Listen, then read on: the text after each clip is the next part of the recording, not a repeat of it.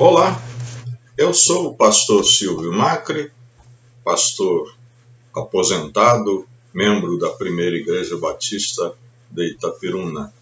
E estou aqui nesse canal do YouTube para, de alguma maneira, nesses tempos de crise, de pandemia, de isolamento social, tentar ajudar os irmãos e amigos em Cristo com a mensagem da palavra de Deus. Neste mês de maio, que estamos terminando agora, vai terminar depois de amanhã, nós estamos abordando os temas relativos à família.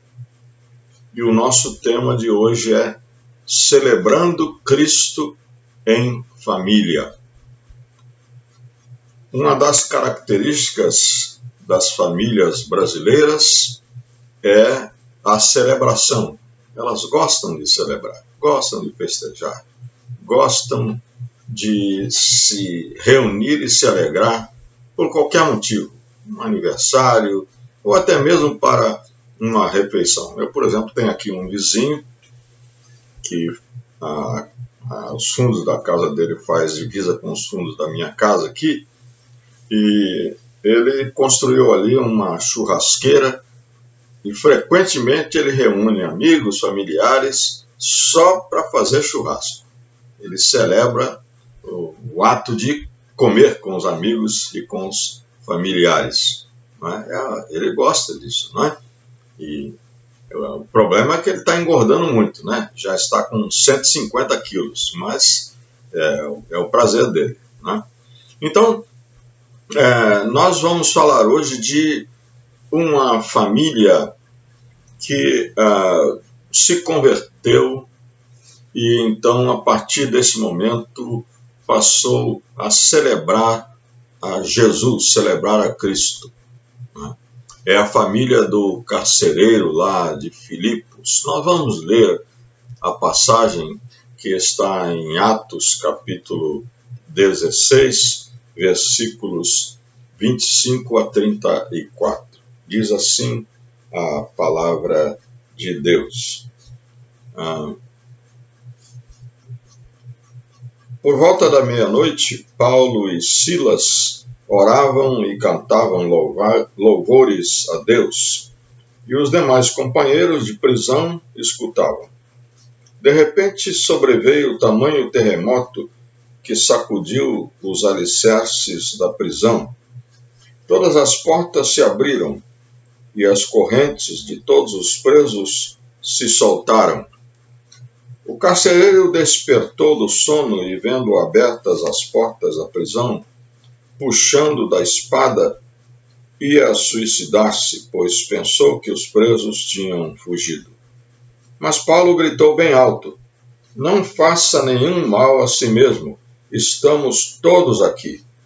Então o carcereiro, tendo pedido uma luz, entrou correndo e, trêmulo, prostrou-se diante de Paulo e Silas.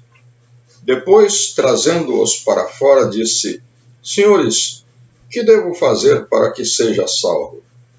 Eles responderam: "Creia no Senhor Jesus, e você será salvo, você e toda a sua casa." E pregaram a palavra de Deus ao carcereiro e a todos os que faziam parte da casa dele.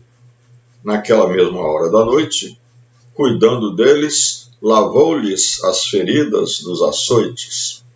Logo a seguir, ele e todos os membros da casa dele foram batizados. Então, levando-os para sua própria casa, deu-lhes de comer, e com todos os seus manifestava grande alegria por ter crido em Deus.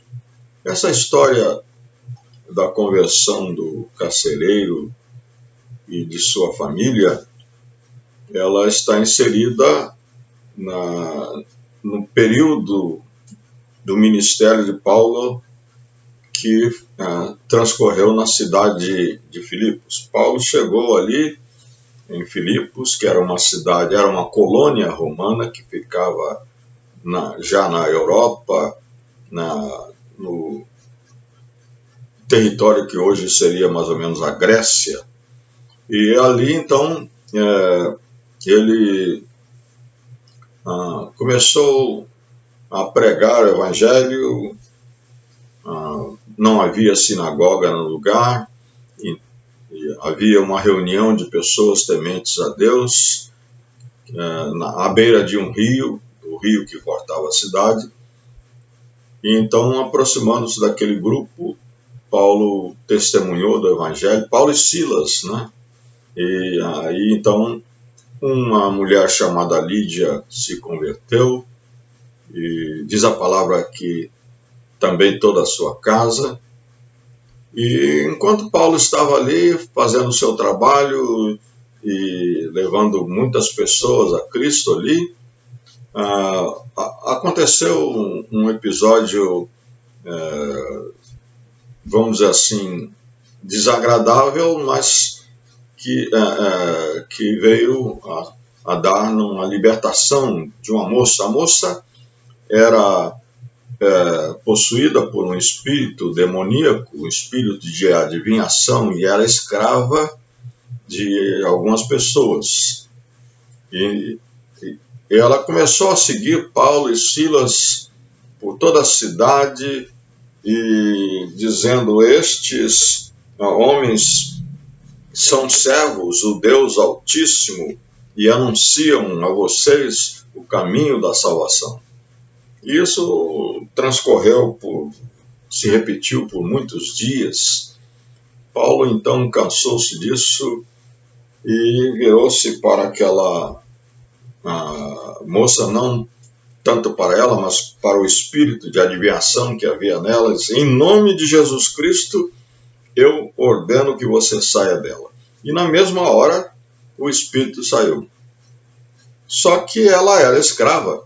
Então, quando os donos da jovem viram que o espírito tinha abandonado o corpo e a mente daquela moça, eles vislumbraram um prejuízo muito grande. Eles perderam a sua esperança, a sua oportunidade de lucro. Então, eles agarraram Paulo e Silas, arrastaram para a praça da cidade, chamaram as autoridades e disseram: esses homens aqui, judeus, perturbam a nossa cidade. E então, aquelas autoridades rasgaram as roupas de Paulo e Silas, mandaram que eles fossem açoitados com varas, e mandaram nos prender no cárcere, na cadeia da cidade. E pela tradição que havia naquela época, a cadeia geralmente era a parte mais segura da cadeia, era num subsolo, que tinha que se descer uma escada, e Paulo e Silas foram julgados como perigosos e foram presos pelas mãos e pelos pés com grilhões num tronco. Mas Paulo e Silas, ao invés de praguejarem, de murmurarem, de reclamarem, de se queixarem a Deus, eles cantavam, louvavam a Deus. Diz aqui justamente o primeiro versículo que nós lemos, que por volta da meia-noite, Paulo e Silas oravam e cantavam louvores a Deus, e os demais companheiros de prisão escutavam. E nisso, então, sobreveio um terremoto que soltou todos os grilhões dos presos e abriu todas as portas, e o carcereiro, acordado com aquele barulho, com aquele terremoto, ele pensou em suicidar-se, porque a lei romana dizia que o responsável pela guarda dos presos, se os presos fugissem, ele pagava com a morte. E então, envergonhado daquilo tudo e não querendo ser submetido a julgamento, exposto publicamente, ele ia suicidar-se. Puxou da espada para fazer isso. Mas Paulo gritou com ele: não faça nenhum mal a você, porque ninguém fugiu, estamos todos aqui. E ele então buscou uma luz, porque isso foi depois da meia-noite, por volta da meia-noite, não? E entrou correndo lá no recinto onde Paulo e Silas estavam presos, né? Prostrou-se trêmulo diante deles, depois os trouxe para fora e fez essa célebre pergunta que tem sido muito usada e repetida, né, nas pregações pelo mundo afora: senhores, que devo fazer para que seja salvo? E Paulo e Silas então responderam: crê no Senhor Jesus Cristo e você será salvo. Não só você, como também sua casa. Não pelo fato de que, sendo ele crente, automaticamente os da sua família seriam salvos. Até porque, na sequência, o texto conta que ele levou os missionários para a sua casa e os missionários também testemunharam do evangelho para a família e todos se converteram e todos foram batizados naquela mesma noite. E ali Paulo serviu uma refeição para eles e diz aqui que com todos os seus ele manifestava grande alegria por ter crido em Deus. Então, ao conhecer a graça de Jesus, a primeira coisa que o carcereiro e sua família fizeram, evidentemente, foi serem batizados e depois celebrar a sua salvação.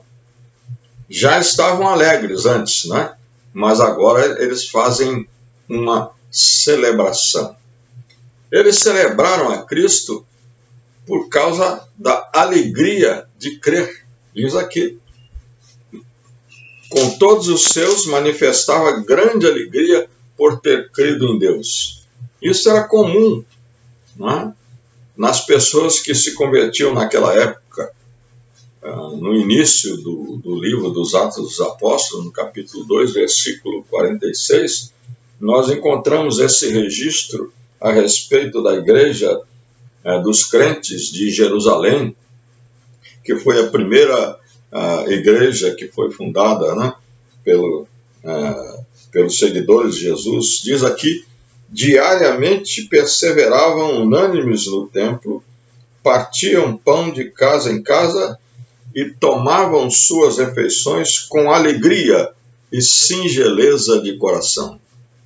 A refeição que o carcereiro e sua família ofereceram a Paulo e a Silas, além de ser um ato de comunhão, né, e até, de certa forma, de um reparo, né, pela atitude anterior que o carcereiro tinha tido com eles, né, e não porque ele quisesse isso, mas Paulo e Silas foram colocados ali pelas autoridades e ele, como carcereiro, tinha que seguir as ordens, né? Mas então a refeição que eles ofereceram a Paulo e Silas, além de um ato de comunhão, foi uma manifestação externa daquilo que estava em seus corações. Porque, como diz o apóstolo Paulo na carta aos Romanos, versículo 10, capítulo 10, versículo 9, é preciso confessar com a boca, porém antes a pessoa precisa crer no coração. Né? Se com a tua boca confessares e no teu coração creres que Jesus Cristo é o Filho de Deus, então será salvo. Eu vou ler a passagem para não correr o risco de errar. Romanos 10, 9 diz assim, porque com o coração se crê para a justiça e com a boca se confessa para a salvação. E antes, Paulo disse, se com a boca você confessar Jesus Cristo como Senhor e em seu coração crer que Deus o ressuscitou dentre os mortos, você será salvo. E isto é, evidentemente, motivo de celebração, de grande alegria. As famílias, elas, como crentes no Senhor Jesus Cristo, uma família crente, ela tem o prazer de celebrar a Cristo por causa da sua fé. Mas também eles celebraram a Cristo porque toda a família tinha sido salva. É importante isso. Uma vez eu escrevi um texto sobre essa passagem, né, cujo título é Tu e a Tua Casa. O texto era para dizer que o plano de Deus é salvar toda a família. E nas descrições, nas narrativas que nós encontramos nos evangelhos, no livro de Atos e também as menções que nós temos às famílias nas cartas do Novo Testamento, elas deixam claro que o propósito, o plano de Deus, e também esse era o plano e o propósito dos missionários, era que todos os membros de uma família se convertessem e aceitassem a Jesus como Salvador. Então, quando nós entendemos que a salvação é para toda a família, nós lutamos por isso e celebramos isso. Não é? Vamos dizer assim, já é useiro e vezeiro repetir aquela palavra de Josué, eu e a minha casa serviremos ao Senhor. Ou então, né, dizendo no presente, né, no tempo presente do verbo, eu e a minha casa servimos o Senhor.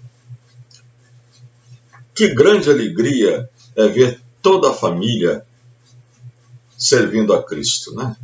Crendo em Jesus, sendo salva, toda a família integrada na igreja, toda a família recebendo a bênção da presença de Jesus em seu coração.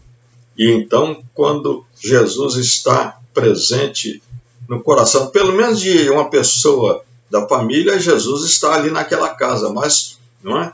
A presença é plena quando está no coração de cada um dos membros da família. Então, eles celebraram a Cristo, não é? Porque toda a família tinha crido em Jesus. Diz aqui, com todos os seus manifestava grande alegria por ter crido em Deus. E diz aqui, né, que todos os membros da casa dele foram batizados. É interessante que a expressão casa, né, por exemplo, um pouquinho antes nós temos a menção da casa de Lídia, não se referia só ao pai, à mãe e aos filhos do casal, mas a todos os agregados daquela família. A escravidão era uma instituição useira comum naquela época, né? Então os escravos, os servos, as pessoas, outros membros da família eram considerados como uma casa. Então a casa do carcereiro se converteu completa, não só ele, a sua mulher e os filhos, mas os outros agregados, e eles estavam alegres porque toda a família tinha aceitado a Jesus, tinha sido batizada, e eles estavam celebrando isto, né? Mas podemos também, já como uma, vamos dizer, uma dedução dessa passagem, que eles celebraram a Cristo porque agora eles tinham uma verdadeira razão para celebrar. Né? Agora há pouco eu mencionei o meu vizinho que está sempre celebrando o churrasco. Então, o mundo celebra por motivos diversos. A maioria por motivos pagãos. Né? Por exemplo, no Brasil se celebra no Carnaval, né? E mesmo na Semana Santa a celebração é muito equivocada, no Natal pior ainda. Né? Na verdade, no Natal, por exemplo, o que se celebra são refeições lautas, roupa nova, né? E a reunião de uma família. Então, o mundo celebra por motivos pagãos, né? E motivos materiais, pautados às vezes pela idolatria. Né? Então, a família cristã verdadeira, família crente em Jesus, ela celebra o senhorio de Cristo, o Deus verdadeiro. Ela celebra pela motivação verdadeira, pela razão verdadeira. Eles celebraram a Cristo porque agora eles tinham uma verdadeira razão para celebrar. O carcereiro era romano também. Era costume do Império Romano nomear soldados aposentados para serem carcereiros. E ele era um soldado aposentado. Talvez até fosse um oficial do exército romano aposentado, né? E por uma questão de confiança, por uma questão de fidelidade, eles colocavam esses soldados aposentados para tomar conta das cadeias. E então ele tinha origem no paganismo, tinha sido criado na idolatria, certamente ele e a sua família. Eles não conheciam o Deus verdadeiro, eles não tinham a verdadeira razão para celebrar a vida. Na verdade, eles não tinham alegria verdadeira, porque a alegria verdadeira vem com a presença de Jesus no nosso coração. A verdadeira alegria da família vem com a presença de Jesus no coração da família. A igreja de Filipos era a verdadeira família de Jesus. Interessante que nós vemos aqui que tinha uma mulher rica, Lídia, que era comerciante de um tecido caríssimo de púrpura, né? Tinha a escrava que foi libertada do espírito de adivinhação. Ela era escrava, uma pessoa, vamos dizer assim, de uma classe inferior, né? Classe inferior conforme classificavam os cidadãos ali de Filipos. Não que ela fosse inferior a ninguém, né? Era um ser humano igual a todo mundo, né? E tinha o carcereiro romano, e tinha outras pessoas. Então, assim é a igreja de Cristo, é uma verdadeira família, porque tem gente de todas as origens, de todas as raças, de todas as classes sociais, de todos os níveis de escolaridade, de todo, vamos dizer assim, as posições na sociedade, ricos e pobres, né? Essa é a verdadeira família de Jesus. Por isso que a igreja está sempre celebrando Jesus. Celebrar Cristo deve ser uma atividade diária da família crente, da família cristã. Então, que nós possamos aprender com essa história do carcereiro a celebrar Jesus em família. Muitas vezes temos percebido que algumas famílias cristãs têm esquecido disso, mas Vamos voltar, não é, à origem, vamos voltar àquilo que realmente é mais importante. Vamos celebrar a Cristo diariamente em nossa família. Que Deus nos abençoe.